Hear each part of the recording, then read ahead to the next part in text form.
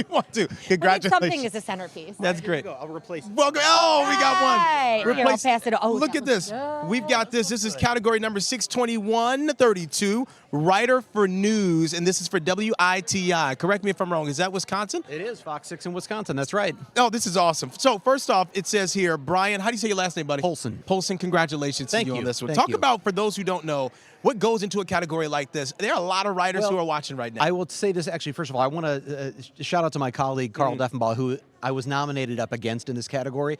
Now, last year, Carl and I went 0 for, like 0 for 4 each, and we were like, okay, this year we're nominated against each other. Somebody's got to win. I was sure it was going to be him because he is a phenomenal writer, and writing is, I mean, storytelling is what this is about. Oh. He is so good. So it's humbling, but also really, really exciting to have won a category like this against such tremendous competition.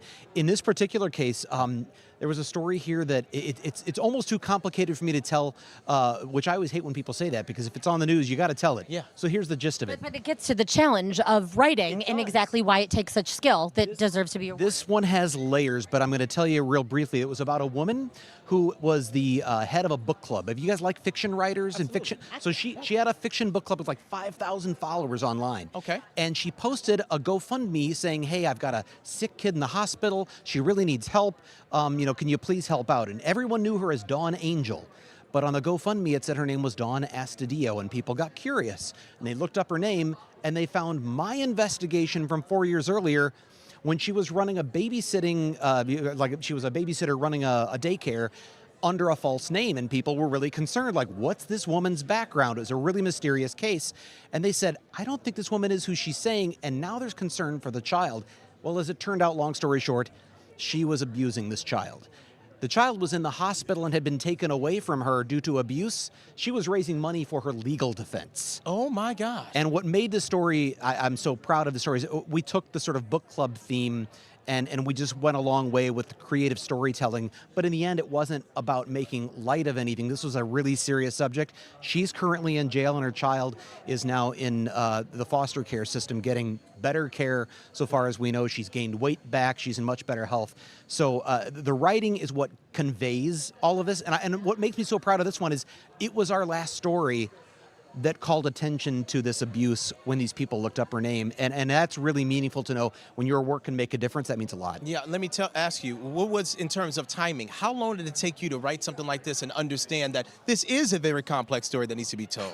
Well, I mean, writing complex pieces is hard. I tell people I hate writing. I'm good at it, I think. I like doing it. I hate writing. It's hard. Wow. Writing is really, taking really complex things. Sure. It's stressful. It's like, how do I organize this? How do I say this in a way that's compelling and interesting and leaves you with something that's memorable? But in the end, your question was, how long did it take? I mean, it probably took me, the story itself took a couple of months to put together. Wow. The writing probably took 2 days. But even at that, it's 2 days of just pulling your hair out. Sure. Oh, there's nothing that feels better than handing a finished script over to the editor and going, "It's yours now. I'm done." I'm done. And that is so. So I want to thank my editor, Dave Michuda, who did a phenomenal job with the story.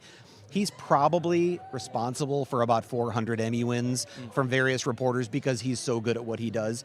It makes our words look amazing. Yeah, sure. So, but I want to thank him for that, and I want to thank everybody at Fox 6 for the support to do these kind of stories, because it's not often that you get to spend 2 months on a story, and obviously the end result is meaningful. So, Bryan, I'm congratulations. going to say that it's a love-hate relationship with writing, right? You can't put all the blame. I don't mean to. It's not I just don't mean to say it's bad. I'm just saying if people think they're like, "Oh, you're good at it, you must love writing." No, it is a love-hate relationship. 100%. Yeah, I love that. I love that. And Bryan. also how powerful, again, as you noted, that it was an original story. Right. And the preservation, the websites, the meaning that people were able to find it. Right. And then I've been around a little too long. I remember when my stories would air one time, you put 2 months into something and it's gone. Yeah. So now they live on and they can be perpetuity, shared people can and see it. seen. And frankly, the night it airs on TV doesn't mean much. It's what happens online, There you go. digitally, where our stories really grow and people find out about them. And I think that's where we have great power as journalists now, is when things get shared online and people can